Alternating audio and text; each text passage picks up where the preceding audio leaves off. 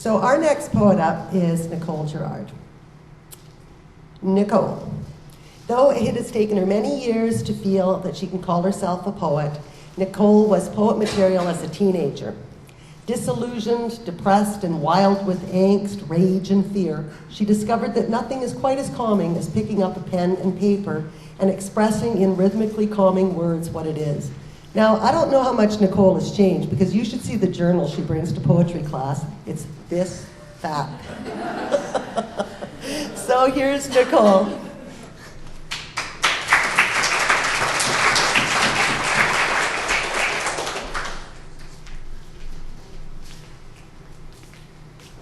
The only thing that's really changed is that I'm not wild with angst and things anymore.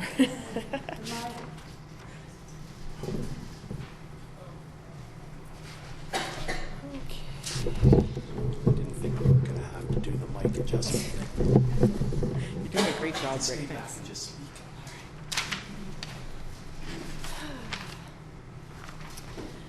I'm going to start with my persona poem. I work with men in a shop, and I'm usually the only woman in the group, and so I get the male side of life a lot, and their kind of views and things they have to do.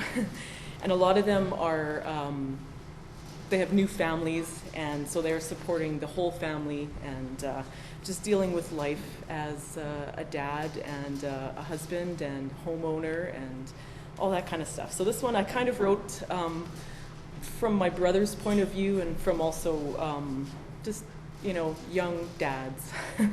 It's called A Modern Husband. I work hard every day, bring home the bacon, skip out on the bar with the guys at 4:30, to run back to the home that we both have a stake in. Then I sit on the couch and catch hell because I'm dirty. Sent out on the weekend to clean up the yard. The grass is too long, it looks bad to the neighbors. Can't park in the garage, so much junk to discard. When it's all done, I get KD for my labors.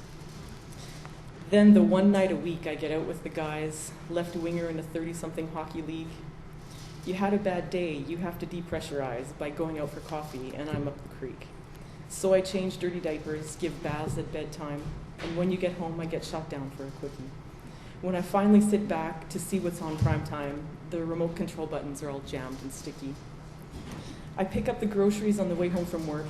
I put toys back together, fix the leaky toilet, open jars, hang up curtain rods and artwork, do up the dishes, then sleep for enjoyment.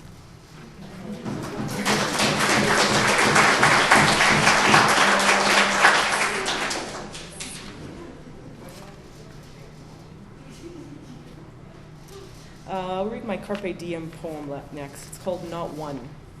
Not one more minute in front of the TV, not one more night on the sofa seething. I can't stay here with you, droopy and whining, while the buds outside are green and opening. Not one more Sunday wasted in boredom, not one more friend missed and neglected. Give me the phone and some friends without plans. I'll pour the drinks, you call on Pan. Not one more moment wasted in wondering, not one more word passed over in silence. Give me back the chances I let pass so often. Let me revel in my life before it is done.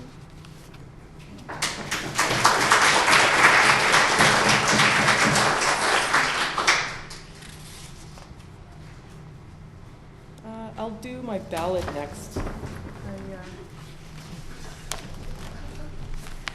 When I was in high school, I went on a trip to Europe with my grade 11 French class. There were a couple of different classes that went. And I never told my mom this story. This is the first time I traveled without my family. It's the first time that I went overseas. After this, I did a lot of traveling, and I think I gave my mom a lot of gray hair because I did a lot of, traveling by myself, which she didn't like. And this was sort of my first taste of being by myself in, that kind of a situation. It's called Lost in France. At Sweet 16, I took a trip with my class at school. We crossed the ocean in a plane. The world looked minuscule. A whirlwind trip around Europe, 12 days of sightseeing. Hyde Park, a castle, and Notre Dame, the cliffs of Dover receding. Stuck in rooms with 2 other girls to save on expenses. Couches, pullouts, and makeshift cots leveled all my senses. Then in Paris, just like a dream, a room of my very own, privacy and a balcony and no rhythmic snoring drone. The phone goes off at 8 a.m. and out of bed I leap. The bus to Versailles left at 6 while I was fast asleep. Two choices are put before me now. They leave it up to me. Wait alone for their return or take a giant leap. Board the train that goes to Versailles and meet them at the palace. But at the wicket, remember to make sure and say rive gauche.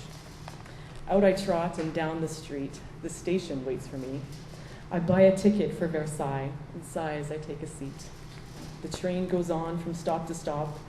I sit up with a shock. The one thing I had to remember, I totally forgot. I turn around and find my way to the stop where I began, buy a new ticket, Versailles rive gauche, and onto a train again. Afraid, I stare out the window at the city I don't know, and hope like hell I'm on the right track. I feel totally alone. I get to a stop that says Versailles and disembark the train. My teacher and me and the tour guide are reunited again. My teacher cries, and both she and the guide hug me, then start to run. My tour of Versailles was so very quick, but it was one-on-one.